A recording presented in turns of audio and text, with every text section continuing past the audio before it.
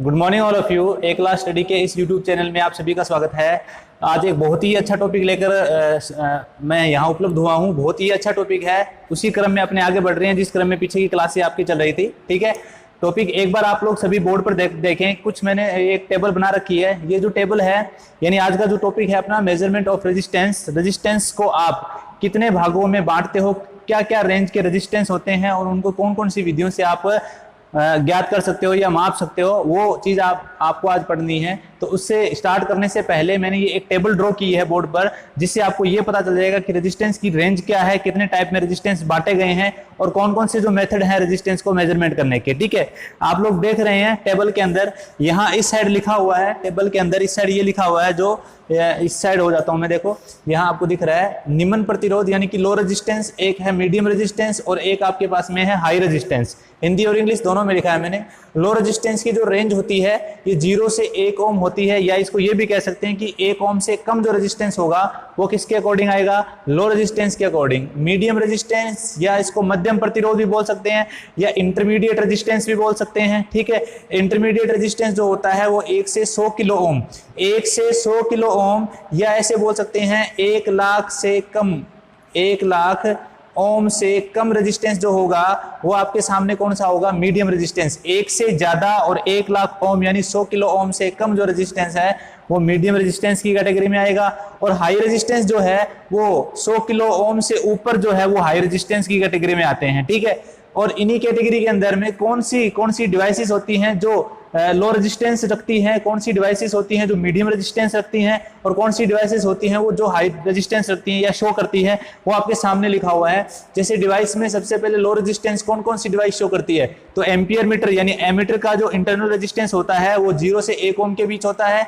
Shunt resistance जो होते हैं उनका रेजिस्टेंस 0 से 1 ओम के बीच होता है, क्योंकि ये हमेशा पैरेलल में जुड़ता है। सीरीज वाइंडिंग, डीसी मोटर के अंदर जो सीरीज वाइंडिंग होती है, आर्मेचर वाइंडिंग होती है या कंपनसेटिंग वाइंडिंग होती है या इंटरपोल वाइंडिंग होती है, इन सारियों को किस में रखा गया है, लो रेजिस्टेंस की रेंज में रखा गया है। एक आपके पास में जो वाट मीटर आता है उसके अंदर करंट कॉइल और प्रेशर कॉइल या पोटेंशियल कॉइल होती है। तो करंट कॉइल जो होती है उसका रेजिस्टेंस किसके बीच आता है, 0 से 1 ओम के बीच आता है, यानी लो रेजिस्टेंस में आता है। उसके पास में कॉन्टैक्ट रेजिस्टेंस, कॉन्टैक्ट रेजिस्टेंस का मतलब हो गया आर्मेचर पढ़ते हैं जब अपने आर्मेचर के ऊपर जो ब्रशिश और जो आपका कम्यूटेटर होता है उसके बीच में संपर्क प्रतिरोध जिसको बोलते हैं, उसका मान भी 0 से 1 ओम के बीच में होना चाहिए, यानी कॉन्टैक्ट रेजिस्टेंस का मान बहुत ही कम होना चाहिए ताकि ज्यादा से ज्यादा जो सप्लाई है वो आगे पहुंच सके और बीच में जो लॉसेस है वो कम हो। ठीक है, मीडियम रेजिस्टेंस देखो, अब आपके पास में मीडियम रेजिस्टेंस जो है उसके अंदर क्या क्या आते हैं। फर्स्ट ऑफ ऑल वोल्टमीटर का इंटरनल रेजिस्टेंस, आपको सभी को पता है और मैंने बताया भी था कि वोल्टमीटर का इंटरनल रेजिस्टेंस हाई होता है, इसलिए हमेशा इसे किस में जोड़ा जाता है, पैरेलल में जोड़ा जाता है लोड के साथ में। शायद हो सके ना भी बताया हो, लेकिन अब बता रहा हूं कि वोल्टमीटर जो है उसका इंटरनल रेजिस्टेंस, आंतरिक प्रतिरोध उच्च होने के कारण उसे सदैव किसी भी लोड के साथ में पैरेलल में कनेक्ट किया जाता है। और आपके पास ये शंट वाइंडिंग जो है, ये जो शंट वाइंडिंग है ये आपकी डीसी मोटर यानी डीसी शंट मोटर से रिलेटेड है।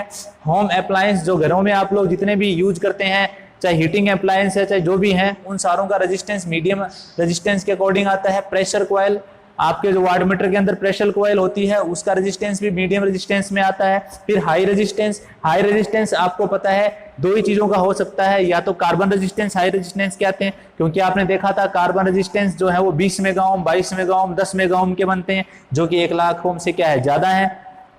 फिर केबलों का जो इंसुलेशन रेजिस्टेंस है या रोधन प्रतिरोध जो है जिसका मान 1 मेगा ओम से कम नहीं होना चाहिए। ये क्वेश्चन बहुत बार एग्जाम में आता है कि इंसुलेशन रेजिस्टेंस का मान कितना होता है मिनिमम, तो आप कितना बोलोगे, 1 मेगा ओम, इससे कम नहीं होना चाहिए। ठीक है, तो यहाँ पर ये 1 मेगा ओम है, ये भी किसके अंतर्गत आता है, हाई रेजिस्टेंस की कैटेगरी में आता है। ठीक है, फिर कैटेगरी के अकॉर्डिंग कौन कौन से मेथड है जो लो रेजिस्टेंस को मेजर करते हैं, कौन से मेथड है जो मीडियम रेजिस्टेंस को मेजर करते हैं और कौन से मेथड है जो हाई रेजिस्टेंस को मेजर करते हैं। ये मैंने एक टेबल के अंदर मेथड ऑफ मेजरिंग में पहले मेथड 4 लिखे हैं जो लो रेजिस्टेंस को मेजरमेंट करते हैं। चार में से पहला मेथड है एमीटर वोल्टमीटर मेथड, दूसरा है केल्विन ब्रिज, तीसरा है पोटेंशियोमीटर और चौथा है शंट टाइप ओम मीटर। ओम मीटर दो टाइप के होंगे, एक सीरीज टाइप और एक शंट टाइप, ठीक है। दोनों में से जो शंट टाइप ओम मीटर होगा वो लो रेजिस्टेंस को मापने के लिए काम आएगा, और सीरीज टाइप जो ओम मीटर होगा वो हाई रेजिस्टेंस मीडियम रेजिस्टेंस को मापने के काम आएगा।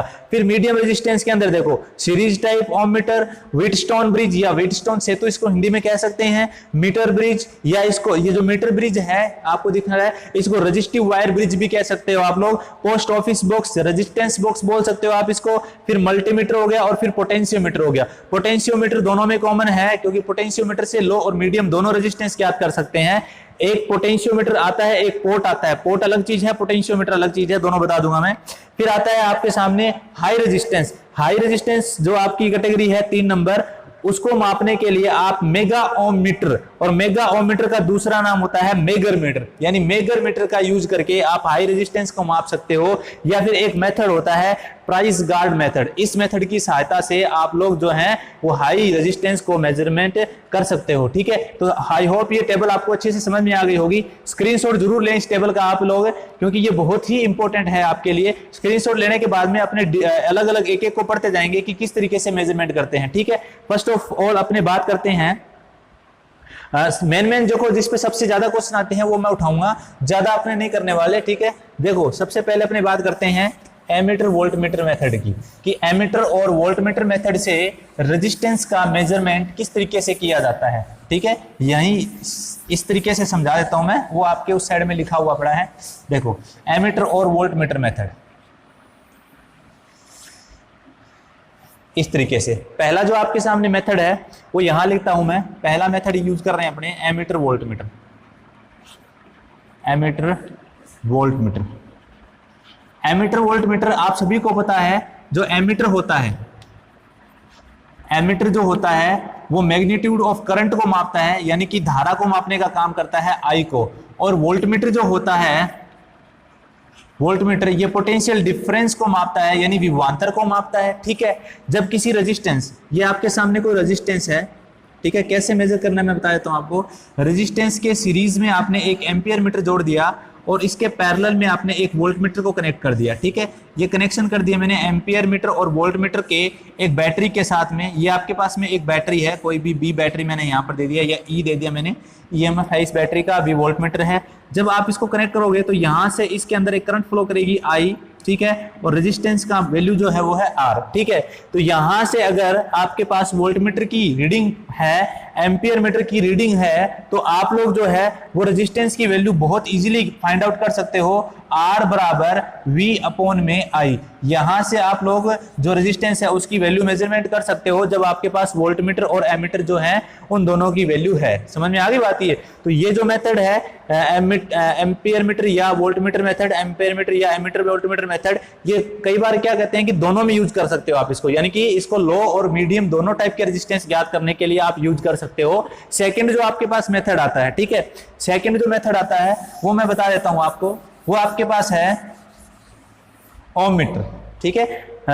आप लोगों को ये ध्यान में रखना है, इस पे ज्यादा बड़ा क्वेश्चन नहीं आता है, इतना ही क्वेश्चन पूछा जाता है कि इनमें से किस विधि के द्वारा निम्न प्रतिरोध का मापन किया जाता है या लो रेजिस्टेंस का जो मेजरमेंट है वो किया जाता है। तो इनमें से कोई एक आपको बताना होता है। डिटेल कभी नहीं पूछता आपसे एग्जाम में वो, लेकिन फिर भी मैं कुछ हैं जिनके बारे में डिटेल भी पूछी जा सकती है, उनके बारे में मैं आपको समझा देता हूं। जैसे कि मैंने एम्पियर मीटर वोल्टमीटर के बारे में बता दिया, सेकंड में जो है वो ओम मीटर के बारे में बताने जा रहा हूं, ठीक है। अब ओम मीटर जो है वो दोनों ही बता देता हूं, सीरीज टाइप भी और शंट टाइप भी, ठीक है। सीरीज टाइप और शंट टाइप ओम मीटर के अंदर अगर अपने बात करें तो देखो इसको डिटेल से अपने जो आपके पास में मेजरिंग इंस्ट्रूमेंट वाला चैप्टर आता है वहां पढ़ेंगे। अभी सिर्फ आपको ध्यान रखना है कि ओम मीटर क्या क्या काम करता है और ओम मीटर जो है उसमें सीरीज और शंट का क्या फंडा है, ठीक है। देखिए अगला जो है आपके पास में वो है ओम मीटर, ओम मीटर, ठीक है। सबसे पहली बात तो ये कि ये क्या करता है, ओम मीटर ज्ञात कर सकता है मध्यम व निम्न प्रतिरोध, मध्यम व निम्न प्रतिरोध, यानी कि मीडियम और लो रेजिस्टेंस ज्ञात कर सकता है। लेकिन आपको पता है सीरीज टाइप वाला कौन सा करेगा, मीडियम रेजिस्टेंस, और शंट टाइप वाला कौन सा करेगा, लो रेजिस्टेंस को मेजर करेगा। उसके अलावा देखो, उसके अलावा आप इससे कंटिन्यूटी,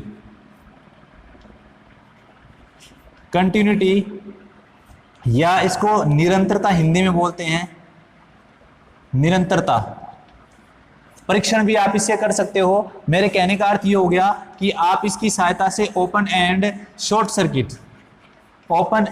सर्किट की जांच भी कर सकते हो। किसकी सहायता से? ओम मीटर की सहायता से। देखो ओम मीटर से रेजिस्टेंस का मापन भी कर सकते हैं, अपने कंटिन्यूटी का परीक्षण भी कर सकते हैं, ओपन सर्किट और शॉर्ट सर्किट का परीक्षण भी कर सकते हैं। ठीक है, आप लोग ध्यान से देखें, इन सभी के अंदर अगर आप लोग ओम मीटर का यूज करते हो तो आप क्या ज्ञात करते हो? आप करते हो प्रतिरोध का मापन। किसका मापन करते हो? प्रतिरोध का मापन। यानी प्रतिरोध का मापन करके ही ओपन सर्किट शॉर्ट सर्किट का पता लगाया जाएगा, प्रतिरोध का मापन करके ही कंटिन्यूटी का पता लगाया जाएगा, और प्रतिरोध से ही आपको मीडियम और लो रेजिस्टेंस का पता लगेगा। ठीक है, अगर आपको किसी भी डिवाइस के रेजिस्टेंस का पता है, अगर आप उसके रेजिस्टेंस को पता लगाते हो, जैसे कि सपोज करो आपने मल्टी ओम मीटर लगाया और आपकी रीडिंग 0 आई, तो आप क्या कहोगे कि ये क्या है? शॉर्ट सर्किट है। ये आपका क्या बोलोगे? शॉर्ट सर्किट है। ठीक है, फिर आपने ओम मीटर लगाया और आपकी रीडिंग जो है वो अनंत आई, तो आप क्या बोलोगे? ये ओपन सर्किट है। ठीक है, मतलब अनंत और 0 क्या है? रेजिस्टेंस की वैल्यू है। अगर आपने कहा कि आपने चेक किया कि 12 ओम रेजिस्टेंस आया, इसका अर्थ ये है कि इस जो आपके पास डिवाइस है इसका रेजिस्टेंस कितना है? 12 ओम है। तो इसका अर्थ ये हो गया कि एक बार क्वेश्चन पूछ लिया गया था एग्जाम में कि ओपन सर्किट या अन्य परीक्षण ज्ञात करने हेतु कौन सी राशि का अध्ययन किया जाता है? तो कौन सी राशि का अध्ययन किया जाता है? प्रतिरोध का अध्ययन किया जाता है। प्रतिरोध का मेजरमेंट करके ही आप ओपन सर्किट ज्ञात कर सकते हो। प्रतिरोध का अध्ययन करके ही आप शॉर्ट सर्किट, कंटिन्यूटी परीक्षण या ओपन सर्किट या मध्यम, मतलब ये सारी चीजें जो आप ज्ञात करते हो। सिंपल सी बात बोलता हूं, टेस्टिंग ऑफ इंस्ट्रूमेंट या टेस्टिंग ऑफ होम अप्लायंस जो है वो किसकी सहायता से किया जाता है? रेजिस्टेंस मेजरमेंट की सहायता से किया जाता है। प्रतिरोध का मापन करके आप किसी भी उपकरण की जांच कर सकते हैं। ठीक है, ये आपके सामने जो है ये ओम मीटर का कुछ डाटा मैंने लिख दिया। फिर ओम मीटर मैंने बताए 2 टाइप के। ठीक है, कौन कौन से होते हैं वो मैं बताता हूं। देखो बेसिकली ओम मीटर 2 टाइप के होते हैं, एक सीरीज टाइप और एक शंट टाइप। दोनों में किस चीज का फर्क है वो मैं बता देता हूं आपको। सिंपल सा आपको जो ध्यान रखना है, पहले तो आप सभी को ये पता होना चाहिए कि जो ओम मीटर है ये पीएमएमसी यानी permanent magnetic moving coil type का इंस्ट्रूमेंट है। पीएमएमसी प्रकार का इंस्ट्रूमेंट होता है ये, एक प्रकार से आप इसको बोल सकते हैं। ठीक है, ये भी कई बार एग्जाम में आ जाता है, ओम मीटर किस टाइप का इंस्ट्रूमेंट है, तो आपको पता होना चाहिए ये एक PMMC permanent magnetic moving coil प्रकार का इंस्ट्रूमेंट होता है। ठीक है, उसके बाद देखो ये 2 टाइप के हो गए, सीरीज टाइप, एक हो गया सीरीज टाइप और दूसरा होता है शंट टाइप। ठीक है, इन दोनों की पहचान किससे होती है? इन दोनों की पहचान होती है इनके स्केल से। किससे पहचान होती है? इनके स्केल। स्केल का मतलब होता है इनका जो ऊपर पैमाना बना हुआ है। ठीक है, सपोज करो आपके सामने यू पैमाना बना है। ठीक है, ये पैमाने इस तरीके से होता है, आपने देखा होगा मेजरिंग इंस्ट्रूमेंट पे इस तरीके से पैमाना बना होता है। ठीक है, मैं आपको बता दूंगा पैमाना कैसे पता लगाओगे आप लोग। ठीक है, और इस तरफ से इसका पैमाना बना हुआ है। ठीक है, same as it is.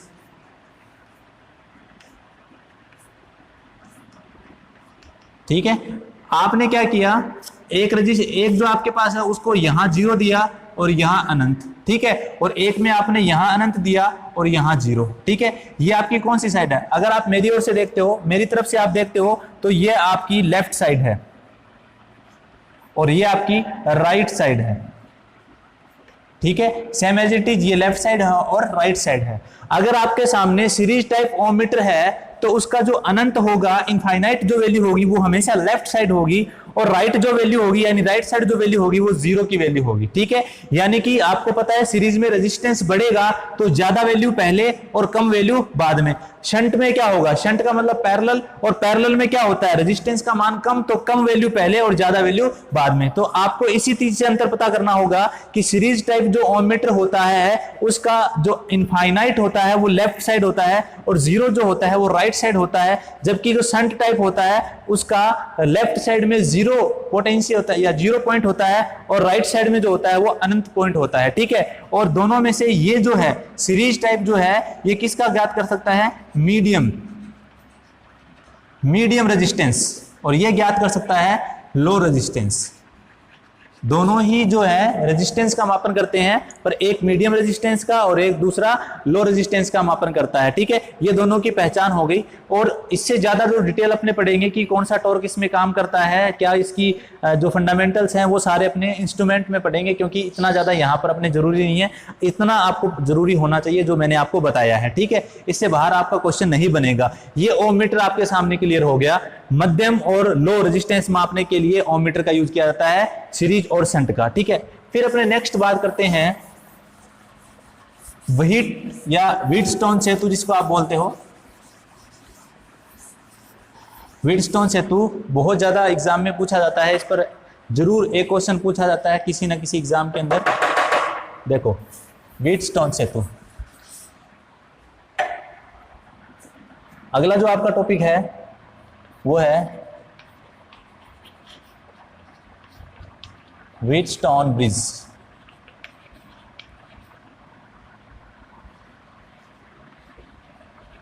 English में बोलते हैं इसको व्हीटस्टोन सेतु, स्टोन सेतु। हिंदी में बोला जाता है व्हीटस्टोन ब्रिज और इंग्लिश में बोला जाता है व्हीटस्टोन सेतु। अब देखो, पहले तो इसका प्रिंसिपल का अर्थ होता है सिद्धांत। ये काम करता है शून्य विक्षेप, नल डिफ्लेक्शन। शून्य विक्षेप इंग्लिश में बोलते हैं नल डिफ्लेक्शन, यानी कि शून्य विक्षेप के सिद्धांत पर जो आपका व्हीटस्टोन ब्रिज है वो ज्ञात यूज होता है। मतलब कि दूसरा यूज या एप्लीकेशन इसका एप्लीकेशन होता है अननोन रेजिस्टेंस।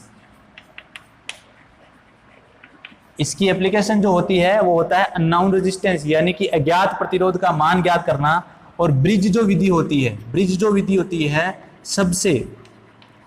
सबसे कहते हैं ना सुग्राही, सेंसिटिविटी सबसे अच्छी होती है, एक्यूरेसी सबसे ज्यादा होती है, सुग्राही विधि होती है। सबसे ज्यादा एक्यूरेसी जो रेजिस्टेंस मेजरमेंट की अगर पूछे तो जो ब्रिज कैलकुलेशन मेथड होते हैं उनके अंदर रेजिस्टेंस की एक्यूरेसी सबसे ज्यादा होती है, चाहे वो व्हीटस्टोन ब्रिज है, चाहे मीटर ब्रिज है, चाहे केल्विन ब्रिज है, चाहे आपके पास में पोस्ट ऑफिस बॉक्स ब्रिज है। ठीक है, इन सब में एक्यूरेसी रेजिस्टेंस की सबसे अच्छी आती है, यानी ये कह सकते हैं त्रुटि आपको जो एरर है वो बहुत कम यहां से मिलती है। ठीक है, फिर देखो बात क्या करते हैं, ये होता क्या है। ठीक है, इसको समझने के लिए पहले अपने इसका सर्किट ड्रॉ कर लेते हैं कि ये सर्किट कैसे है। ठीक है, ये मैंने इसके कुछ पॉइंट्स लिखे हैं, यहां मैं इसका सर्किट ड्रॉ कर देता हूं आपको समझाने के लिए इस प्रकार से, ताकि आपको इजीली ये क्लियर हो जाए।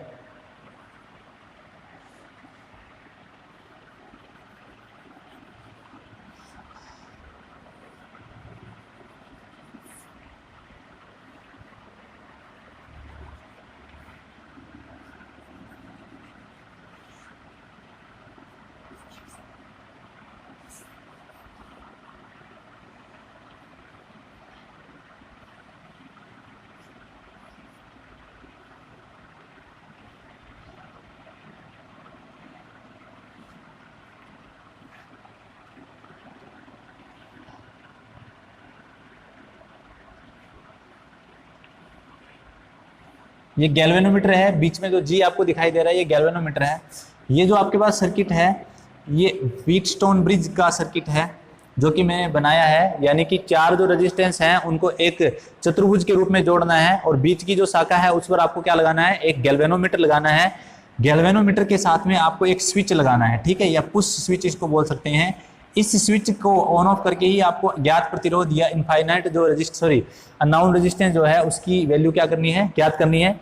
ये आपके पास चार रेजिस्टेंस है जिसमें आर जो है आपके पास में ये अज्ञात प्रतिरोध है, नॉन रेजिस्टेंस है, एस जो है वो एक स्टैंडर्ड रेजिस्टेंस है, ज्ञात प्रतिरोध जिसको आप कह सकते हो। ठीक है, अगर आप लोगों को इसमें देखा जाए तो यहाँ से जो करंट फ्लो करेगी, मैं इजी कर देता हूँ सर्किट को, वो आई होगी और इस डायरेक्शन में जो करंट जाएगी वो I1 होगा, इस डायरेक्शन में जो करंट जाएगा वो I2 होगा। ठीक है, जब I1 करंट यहां से पॉइंट इस पर पहुंचेगा, इसको मैं पॉइंट A नाम दे देता हूं, इसको पॉइंट B, ये पॉइंट C और ये पॉइंट आपके सामने है D। ठीक है। जब आपकी I1 करंट पॉइंट बी पर पहुंचेगी तो यहां पर एक करंट इस डायरेक्शन में फ्लो करेगी जिसको मैं बोल सकता हूं IG। गैल्वेनोमीटर में जो करंट फ्लो कर रही है उसको IG से शो कर देते हैं, ठीक है। उसके बाद देखो यहां से जो करंट जाएगी अब आपके पास में उसको मैं लिख देता हूं I। अब देखो I1 माइनस IG करेंगे तब ये करंट आ जाएगी यहां पर, तो मैं इसको I3 नाम दे देता हूं। I3 बराबर हो जाता है I1 माइनस IG, ठीक है। ये समझ में आ गया होगा आपको। इस नोड पर I1 करंट यहां से आई, I1 में से IG इधर चलेगी तो बची हुई किधर चली जाएगी, इस तरफ चली जाएगी, ठीक है। इसी प्रकार यहां से I2 करंट जा रही है, इस नोड पर एक करंट IG इधर से आ रही है, I2 इधर से आ रही है, तो यहां कौन सी करंट जाएगी, तो यहां की अगर करंट की बात करें तो आपके पास I4 करंट पहुंचती है जिसकी वैल्यू हो जाती है I2 प्लस में IG, ठीक है। और यहां पहुंचने के बाद वापस आपकी जो करंट है वो क्या हो जाती है, I हो जाती है। और I जो करंट है वो आपके पास में क्या होगी,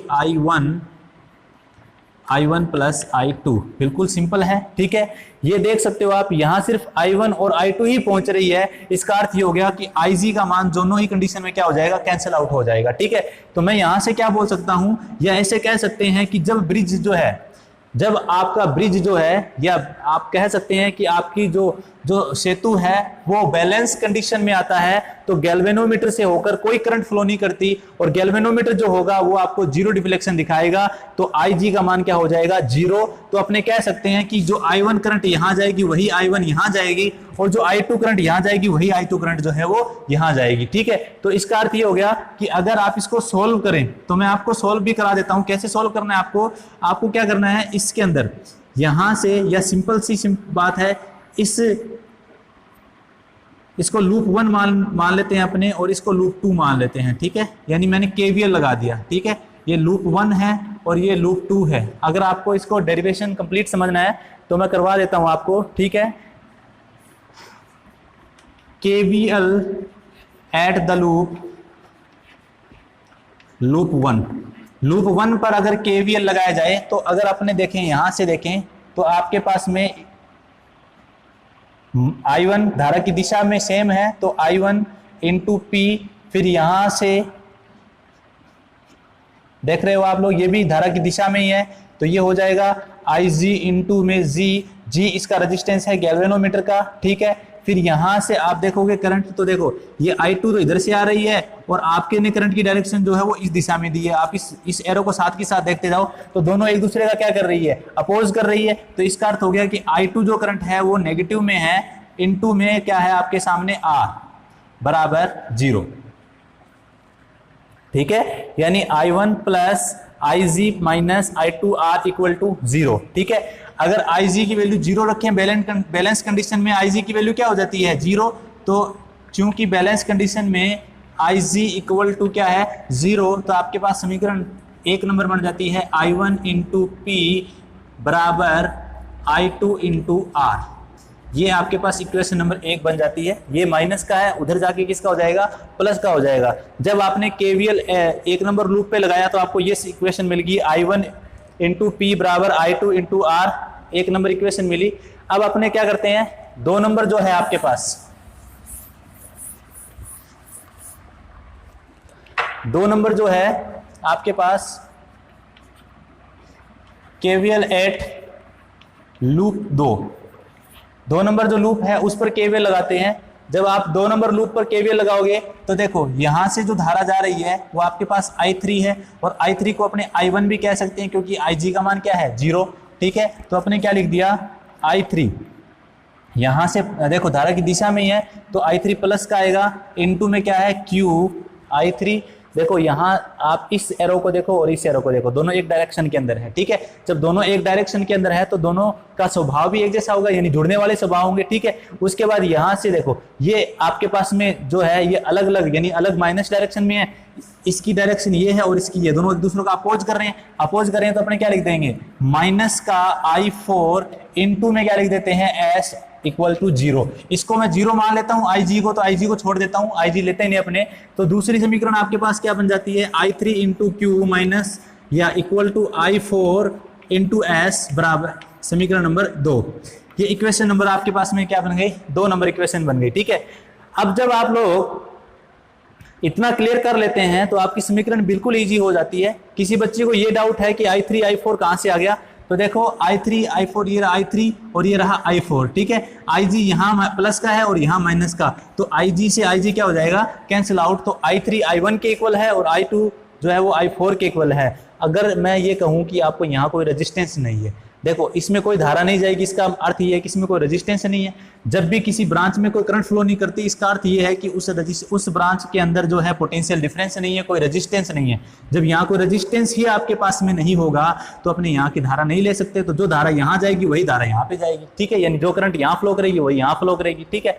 दोनों इक्वेशन बनने के बाद में इस इक्वेशन को मॉडिफाई करके अपने क्या लिख सकते हैं, I1 इंटू क्यू बराबर I2 इंटू एस, ये भी तो लिख सकते हैं। आप वहां डायग्राम में देख रहे हो इस चीज को, ठीक है। जब ये चीज आपकी क्लियर हो गई तो अपने क्या कर सकते हैं, इक्वेशन नंबर 1 और इक्वेशन नंबर 2 को डिवाइड कर देते हैं, ठीक है। जब दोनों को डिवाइड किया तो आपके सामने बनेगा I1 upon P I1 cube बराबर I2 इंटू R अपॉन में I2 इंटू एस, ठीक है। I1 से I1 कैंसिल आउट, I2 से I2 कैंसिल आउट, ठीक है। तो आपके पास फॉर्म क्या बन जाती है, P upon Q equal to R upon S, ठीक है। ये जो कंडीशन होती है इसको बोलते हैं व्हीटस्टोन ब्रिज की बैलेंस कंडीशन। जब दोनों ओर का रेजिस्टेंस बराबर हो जाता है तो वह कंडीशन जो है वो व्हीटस्टोन ब्रिज की बैलेंस कंडीशन कहलाती है। यहां लिख देता हूं मैं नोट करके कि जब पॉइंट बी यानी बी का पोटेंशियल डिफरेंस इक्वल टू हो जाए, या बी का पोटेंशियल बिंदु सी के पोटेंशियल के बराबर हो जाए, बिंदु बी और डी पर विभव एक समान है, यानी यहाँ का और यहाँ का विभव एक समान है, तो गैल्वेनोमीटर से होकर कोई कंडीशन या कोई धारा प्रवाहित नहीं होगी। इस कंडीशन को बैलेंस कंडीशन बोलते हैं, बैलेंस कंडीशन, या इसकी संतुलन की जो अवस्था है वो कहते हैं। और संतुलन की अवस्था को P अपॉन क्यू बराबर R अपॉन एस से शो किया जाता है, जहां P अपॉन क्यू की वैल्यू आपको फाइन है यानी ज्ञात है, S एक स्टैंडर्ड रेजिस्टेंस है और R जो है वो एक अननोन रेजिस्टेंस है जिसकी वैल्यू आपको ज्ञात करनी है, ठीक है।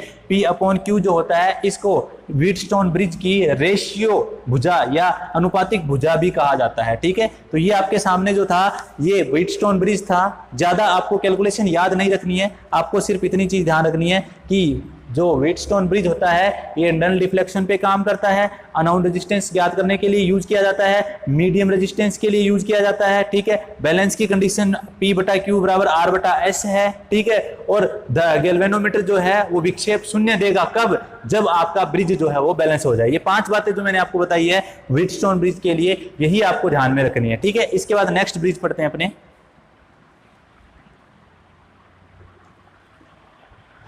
इसके बाद जो नेक्स्ट ब्रिज है वो पढ़ देते हैं।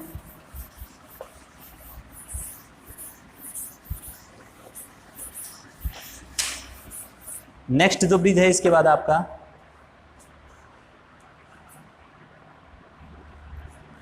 वो है मीटर ब्रिज,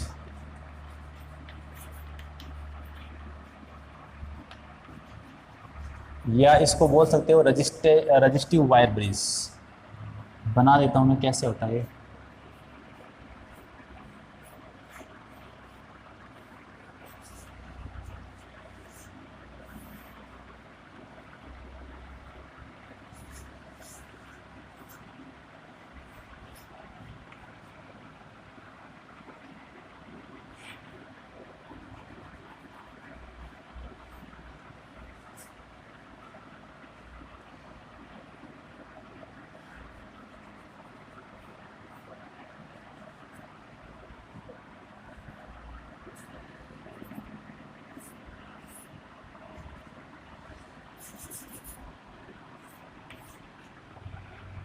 ये मीटर सेतु है आपके सामने,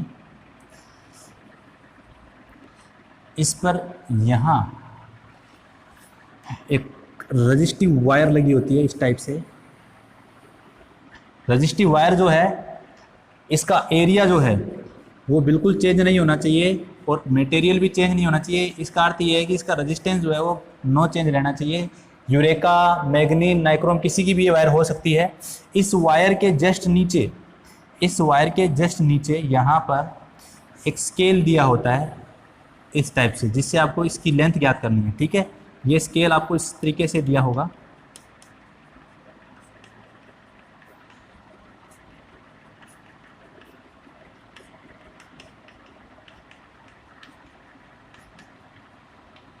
ये 100 सेंटीमीटर यानी 1 मीटर का वायर है।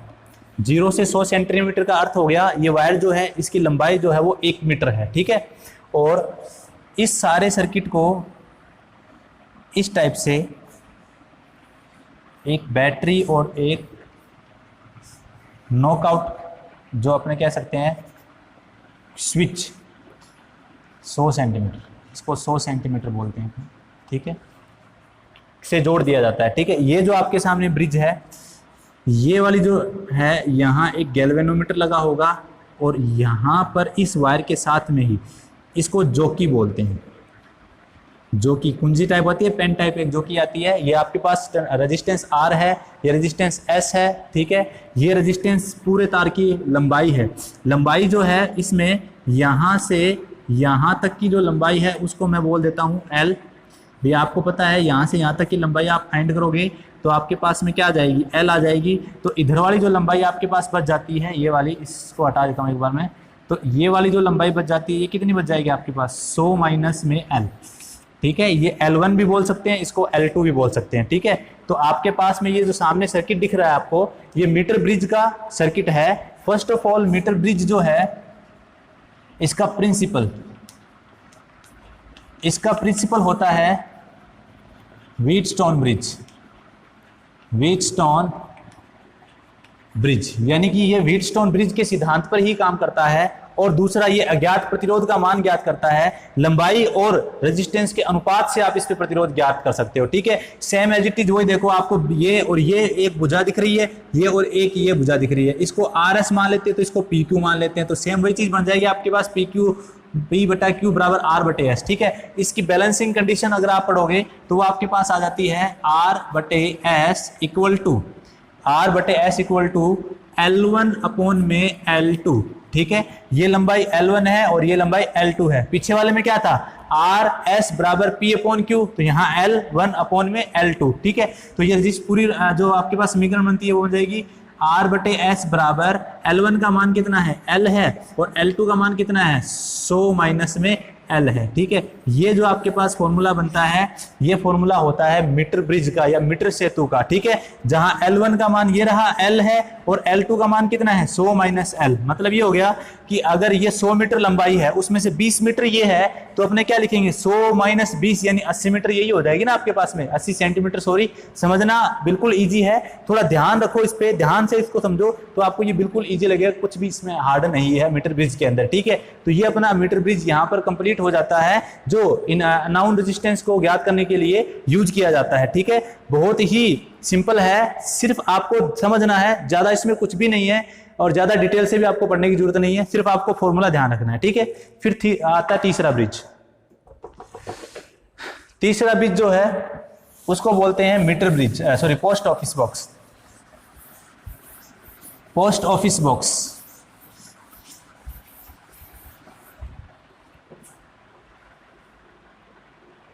नेक्स्ट जो आपके सामने है वो है पोस्ट ऑफिस बॉक्स या रेजिस्टेंस बॉक्स भी बोलते हैं इसको, पोस्ट ऑफिस बॉक्स।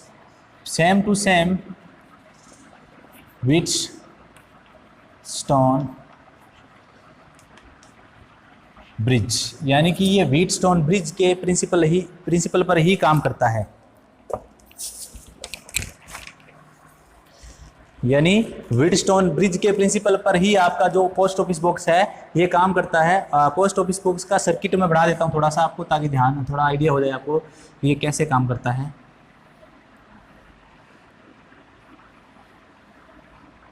बाकी आप लोग गूगल से सर्च करके देख सकते हैं पोस्ट ऑफिस बॉक्स दिखने में कैसा होता है। सीधा मत सर्च करना वरना सीधा पोस्ट ऑफिस बॉक्स दिखा देगा आपको। साथ में ये लिखना पड़ेगा आपको, measurement of resistance by post office box.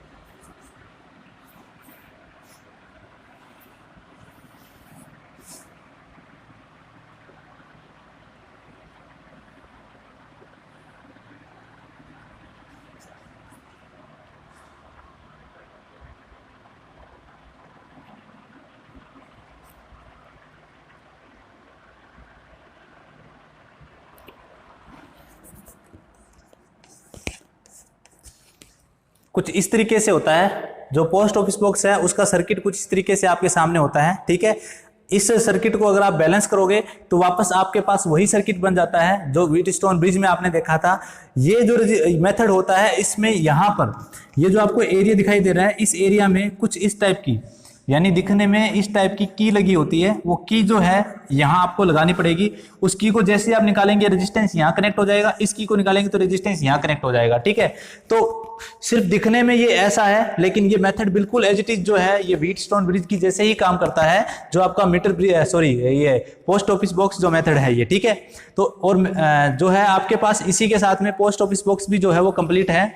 ज्यादा आपको इस पे ध्यान नहीं देना है, आपको सिर्फ वो टेबल जो मैंने बताई थी उस टेबल को ध्यान से देखना है, उसमें कौन कौन से रेजिस्टेंस आपने पढ़े हैं और किस किस मेथड से उनको ज्ञात किया जा सकता है, ठीक है। इसके बाद एक मेगर मीटर और है। मेगर मीटर के बारे में आपको बता देता हूं मैं। मेगर मीटर जो है वो ओम मीटर का ही एक रूप है। ओम मीटर सिर्फ रेजिस्टेंस की छोटी वैल्यू को ज्ञात कर सकता है, जबकि मेगर मीटर जो है वो मेगा ओम यानी रेजिस्टेंस को मेगा ओम में ज्ञात करने का काम करता है। यानी हाई रेजिस्टेंस की वैल्यू ज्ञात करने के लिए मेगर मीटर का यूज किया जाता है। उसके अलावा जो इंसुलेशन टेस्टर है या इंसुलेशन को टेस्ट करने के लिए मेगर मीटर का यूज करते हैं। वायरिंग, हाउस वायरिंग के अंदर जो टेस्टिंग का काम है वो भी मेगर मीटर की सहायता से अपने कर सकते हैं। Megger meter same as it is वही दो प्रकार के सीरीज और शंट टाइप के होते हैं, ठीक है। और मेगर मीटर जो है वो एक प्रकार का पीएमएमसी जो है वो मीटर होता है जिसके अंदर एक डीसी जनरेटर लगा होता है, ठीक है। मेगर मीटर को कह सकते हैं अपने DC shunt generator plus PMMC meter का जुड़ा हुआ रूप या इंटीग्रेटेड रूप होता है, ठीक है। ये आज की क्लास जो है बहुत ही अच्छी मेरे हिसाब से हुई है और आज इतना ही पढ़ेंगे। अपने मेजरमेंट ऑफ रेजिस्टेंस को यहीं पे मैं खत्म करता हूं। इसी के साथ में आगे का जो टॉपिक है कल से हो सकता है नेक्स्ट क्लासेस जो है वो आपकी जो प्रैक्टिस शीट रखी जाए जितना टॉपिक आपने पढ़ दिया उस पर, ठीक है। और इसके लिए आप इस क्लास को ज़्यादा से ज़्यादा अपने दोस्तों के साथ में शेयर करें ताकि आपके दोस्त